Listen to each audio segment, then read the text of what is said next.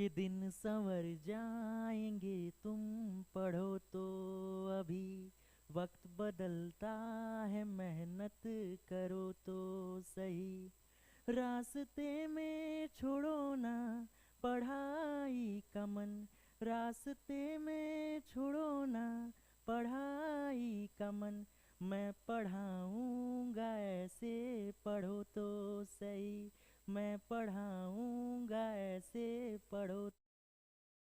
अब चलिए बच्चों, ऑक्सीकारक और अवकारक को जान लेते हैं। ऑक्सीकारक क्या है और अवकारक।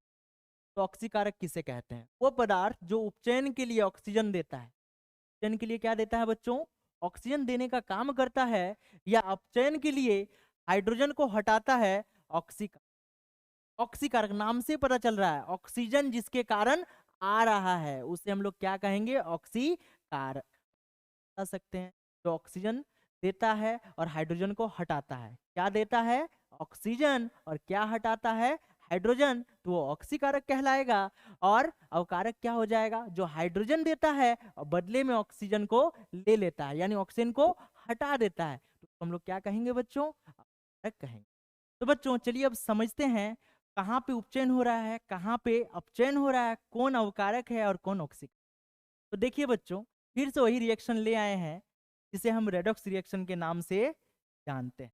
तो इस रेडॉक्स रिएक्शन में देखिए बच्चों, CuO है। सबसे आसान क्या है? उपचयन को देखना।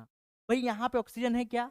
नहीं है। और इधर देखिए ऑक्सीजन आ गया कि नहीं? तो इस जगह पे क्या हो रहा है बच्चों? उपचयन हो रहा है। ध्यान से देखिए, यहाँ पे क्या है? ऑक्सीजन है। लेकिन इस बार में देखिए ऑक्सीजन है क्या? नहीं। मतलब ऑक्सीजन क्या हो रहा है? हट रहा है। जहां ऑक्सीजन हटेगा, जहां ह्रास होता है, उसको क्या बोलते हैं बच्चों? अपचयन। तो ये दोनों में तो कोई प्रॉब्लम नहीं होगा। ऑक्सीजन जुड़ेगा तो उपचयन, और ऑक्सीजन अलग होगा, कहाँ पे देखना है? हमें उत्पाद की ओर देखना है, तो उसको बोलेंगे अपचयन। अब देखिए ये जो Cu है, Cu के कारण किसको मिल गया ऑक्सीजन? तब बोलेगा सर H2 को मिल गया ऑक्सीजन। तो ये Cu क्या हो जाएगा? ऑक्सीजन देने वाला। जो ऑक्सीजन देने वाला होता है उसको हम लोग क्या बोलते हैं बच्चों? ऑक्सीकारक। ये हमारा हो गया Cu, ऑक्सीकारक भी। और Cu को पूरा देखें तो ये अपचयन कहलाया, और H2 से H2O को देखें तो ये पूरा उपचयन कहलाया। इसी में अगर पूछा जाए भाई ये H2 का क्या काम है, तो H2 क्या हो जाएगा बच्चों? अवकारक हो गया, जिसके कारण मजबूर हो गया ऑक्सीजन देना। अब चलिए बच्चों समझते हैं उपचयन का प्रभाव। अब उस उपचयन का प्रभाव हमारे दैनिक जीवन में देखने को मिलता है। उपचयन का प्रभाव दैनिक जीवन में देखने को मिलता है।